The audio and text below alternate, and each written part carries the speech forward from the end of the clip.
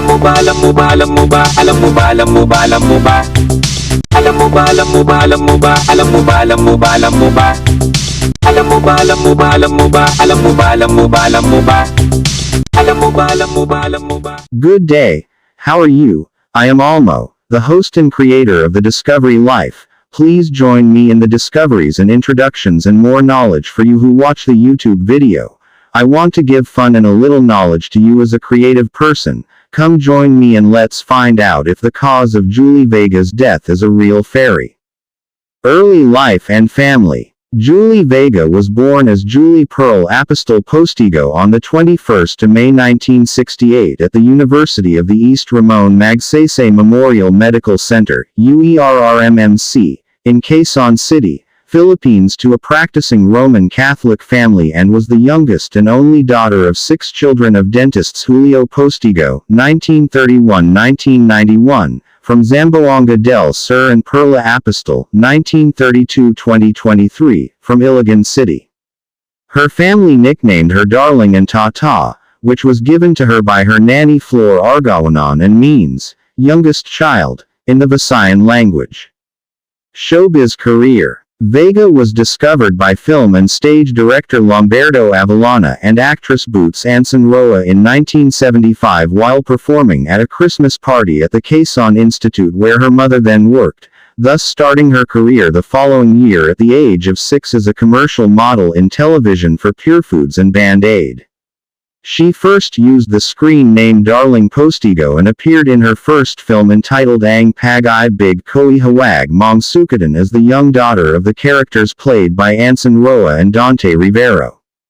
It was not until she appeared in her first major lead and breakthrough role in the 1978 film Mga Mata ni Angelita, Angelita's Eyes, that she started using the screen name Julie Vega upon the recommendation of film producer and director Larry Santiago, who owned Larry Santiago Productions which produced the film.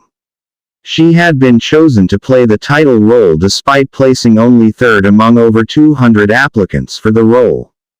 Although Vega later had to turn down the title role of Flor de Luna due to her schedule with acting in school, she would finally have her own soap opera when she was cast as the title character in GMA Network's Analyza. Her portrayal of the sensitive, sad sack and frequently oppressed title character drew the sympathy and affections of the Filipino viewing public and further solidified her star status. The success of Analyza made her the chief soap opera rival of Janice de Belen, a fellow child star who also enjoyed success with Flor de Luna, the title role Vega previously turned down, as the two dramas rivaled each other for the attention of the television viewing public. Yet despite being rivals, the two were best friends in real life. De Belen once mentioned, "There could be no me if Julie accepted the role as Flor de Luna." Aside from her work in Analyza, Vega also starred in several films and won 2 famous acting awards overall. She won Best Child Actress for Mga Mata ni Angelita and Iligan City Totoy Bato and was nominated for Best Child Actress for Mga Basong Sisyu and Best Supporting Actress for Isang Bala Ka Lang. When Vega became a teenager, she was signed to Regal Films by producer Lily Monteverde, who also owned the film company since its inception in 1962. She was then included among the so-called Regal Cry Babies, along with then fellow teenaged actresses De Belen, Maricel Soriano, and Snooki Serna. She did a total of 6 films for Regal, including Where Love Has Gone, Mother Dear, To Mama with Love, and Daddy's Little Darlings, all of which became certified box office hits. Singing career. Aside from acting, Vega also became a successful singer in her own right. She initially refused to pursue a singing career of her own, but after repeated prodding from her older brother Joey, who noticed her beautiful singing voice, she finally consented to doing so. She took formal voice lessons under renowned songwriter Cecile Azarcon to further hone her singing voice. With the training she received, she was able to sing many of the theme songs of the movies she appeared in like Dear Mama, Where Love Has Gone, Don't Cry for Me Papa and Iiyak Ka Rin. It was during one of her singing promotions for Where Love Has Gone that Vega was discovered by Bong Carian, who then offered her to be a recording artist for the then newly formed Emerald Recording Company owned by Carian and his then wife, the famous Filipina singer Imelda Papin. Her debut single Somewhere in My Past, composed by Mon del Rosario, was a major hit which became a certified gold record in only its first few weeks of release and would prove to be her most enduring hit and the one song she would be most identified with. The single's success prompted Bong Carian and Imelda Papin to launch Vega as a full-time solo artist by coming up with the latter's 1985 debut album First Love, which included Somewhere in My Past and produced her further hit songs like Someone Special, The Memory Will Remain, and the eponymous title track itself. According to Vega, she particularly liked singing because it is through this medium that she is able to best express her inner thoughts and feelings. This became especially true after the loss of her brother Joey, to whom she is very close to.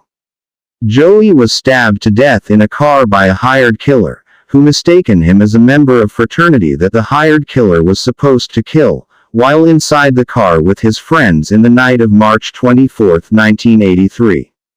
His untimely death at the age of 22 proved to be devastating for the young Julie, who then repeatedly wished to join him in death. Education. In spite of her hectic showbiz schedule, Vega was still able to attend to her studies in school. She studied at the Our Lady of Sacred Heart School from grade school until first-year high school before transferring to St. Joseph's College where she finished her high school education. The schools proved to be accessible to her since both are located not far from where her family used to live at 11th Avenue, Murphy, Cubao, Quezon City. Illness and early death. Julie Vega's tomb at the Loyola Memorial Park in Marikina. Family Graves Loyola Memorial Park 2023. Not long after her high school graduation in 1985, Vega began complaining of extreme weakness and lack of sensation, particularly on her lower body. This prompted her parents to bring her to a private hospital. She was later diagnosed with a form of demyelinating disease, which was highly suspected to be either Guillain-Barré syndrome or multiple sclerosis. As Vega's condition became worse, her parents were forced to have her confined to the Quezon Institute as they could no longer afford the increasing amount of her hospital bills. Sometime after her confinement there, she contracted bronchopneumonia, making her condition even worse than before. Vega was transferred to the Lung Center of the Philippines in Quezon City at about 5 p.m. PHT on Monday, May 6, 1985, where she died suddenly around 1.5 hours later at the hospital's intensive care unit, just 15 days shy of her 17th birthday. Her cause of death was officially listed as cardiac arrest secondary to bronchopneumonia.